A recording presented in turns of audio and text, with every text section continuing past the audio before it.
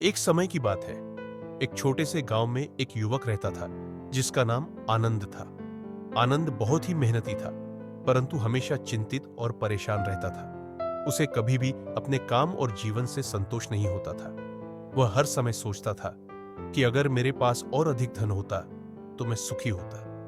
एक दिन गांव में गौतम बुद्ध का आगमन हुआ। गांव वाले उनकी शिक्षाओं को सुनने के लिए इकट्ठा हुए। आनंद भी वहां पहुंचा, क्योंकि उसे अपने जीवन की समस्याओं का हल चाहिए था।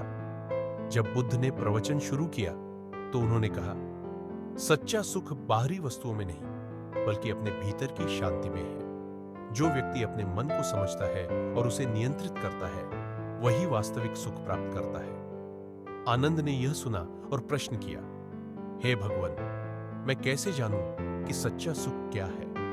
मैं इसे कैसे प्राप्त कर सकता हूं? बुद्ध मुस्कुराए और बोले, आनंद, कल सुबह नदी के किनारे आओ।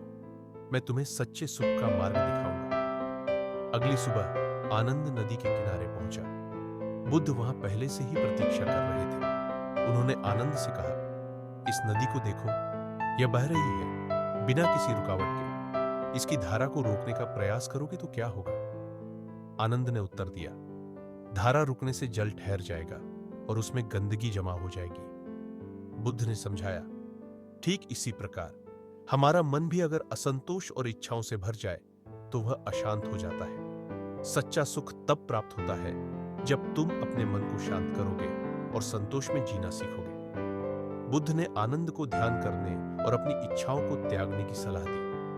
आनंद ने उनकी बातों को समझा और उन पर अमल करना शुरू किया। धीरे धीरे उसने अपने भीतर की शांति और संतोष को महसूस किया। कुछ महीनों बाद आनंद ने बुद्ध से कहा, हे गुरुदेव, अब मैं समझ गया हूं कि सच्चा सुख मेरे भीतर है। यह धन, संपत्ति या बाहरी चीजों पर निर्भर नहीं है।